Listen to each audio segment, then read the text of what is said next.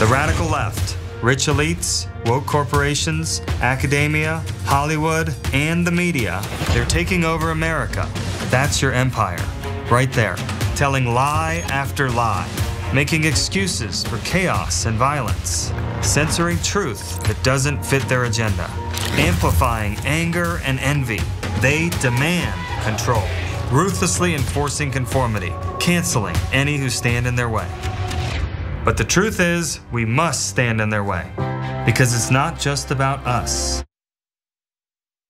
Okay, so that is an ad for Adam Laxalt, who is standing against the elites. He wants to get elected so he can fight against the elites. You see that in all of his public appearances. Campaign ads like what you saw right there. I'll give you a little bit of a recent interview. Take a look at this, what he chooses to focus on. I think people are rising up and they're gonna send a big message to our elites, to Washington, and to this administration. All right, Adam Laxalt joining us live here, weighing in on that. This is how democracy works, elections, and they vote on the most important topics to them. Great sign off by that Newsmax host. Anyway, so that's Adam Laxalt. He's a fighter for you against the elites. And I think he understands the elites and what will be needed to take them down, because he is 100% one of them. And this is going to serve as a reminder to you that the right wing understands that there is a lot of popular anger against those who have rigged the system against them. They're not interested in changing it, but they are interested in co-opting that anger, throwing around terms like the ruling class, as Tucker Carlson does, the elites, as Laxalt does. What you need to understand about him is his grandfather was governor of Nevada, was a US senator who started his own lobbying firm. His father was a late New Mexico Senator Pete Dominici. His mother was a US Senate staffer. He graduated from a posh prep school in Virginia, has 2 degrees from Georgetown. He co-chaired a presidential campaign. He's made millions of dollars at a law firm in Washington. But Anna, he's very worried about the elites who have been ruling over all of us and just making tons of money off of the power that they have accrued. And he's the guy to stop it. What do you think?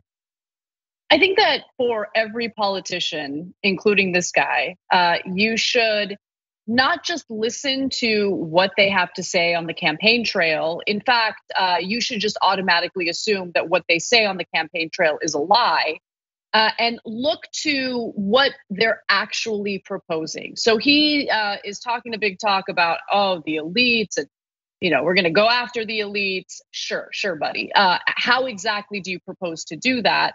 And I think that you learn a lot about where their heart really is. And look, it sucks that we're in a position where we even need to try to guess what's in the heart or mind of any given candidate or politician. If we had an organized effort to essentially bend politicians to our will, as this country did when it had a militant labor movement, the lead up to the New Deal, we would, we just wouldn't have to worry about speculating about what they actually genuinely mean.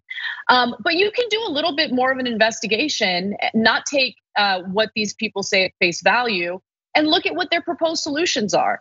And I don't know, I would venture to say that it's very likely that a guy who has the kind of background that you just noted is not really interested in changing this country in a way that creates a better, less rigged economic system that actually looks out for workers as opposed to corporate interests. I don't know, I could be wrong, John, let me know. I think that it's probably a safe bet, and we bring up this individual to dunk on him because it's ridiculous and he's a complete phony, a complete sham. But maybe more importantly, this sort of tactic, pretending that you want to drain the swamp or fight the elites, it's underhanded, dishonest, and it results in right-wingers voting for people who are directly opposed to their economic interests. That is long established. But it is, again, a demonstration that they get that people are angry. The anger is being funneled into all the wrong things, but it's out there. It is founded on truth, an understanding that things are bad, getting worse, and that almost no one in power cares at all about what happens to us. And so that being out there means that there's an opportunity for an actual strong populist. And by that, I mean an actual progressive, because right-wing populism is a massive scam. It in practice is exactly the same as every Republican that has ever held office. It's xenophobia, anti-vax nonsense. They just occasionally use the term ruling class. That's all you get. And maybe that's an improvement. Maybe you like that, fine, vote for it, watch Tucker Carlson, but it isn't actually gonna improve your lot in life.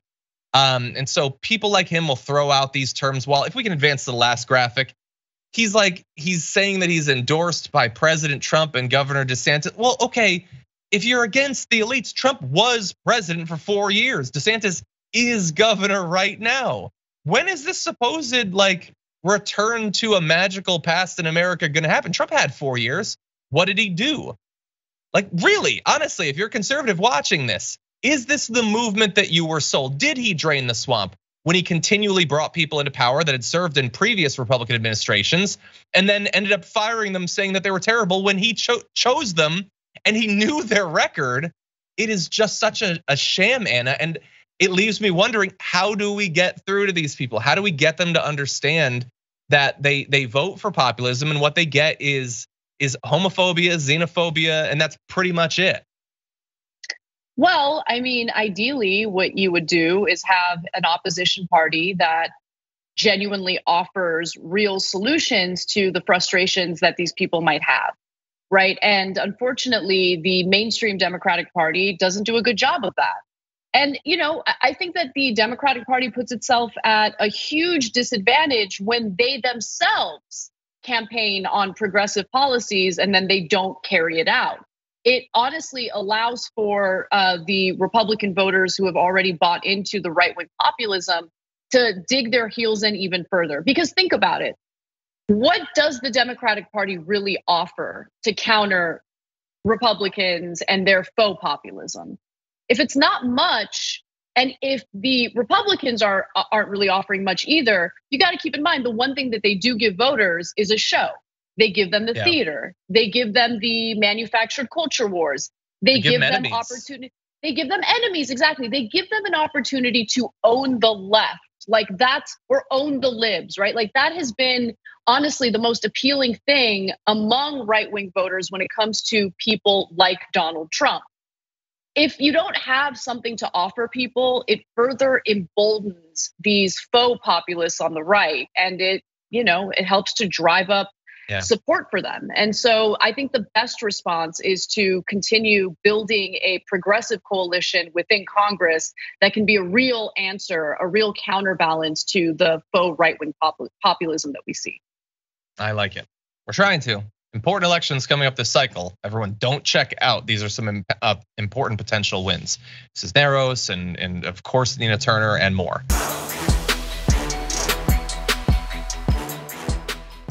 For more political news, breakdowns, interviews, stories of activism, and me trying my hardest to care about the occasional big celebrity news story, subscribe to our YouTube channel at youtube.com/The Damage Report. And you can ring the bell wherever it is so you don't miss anything.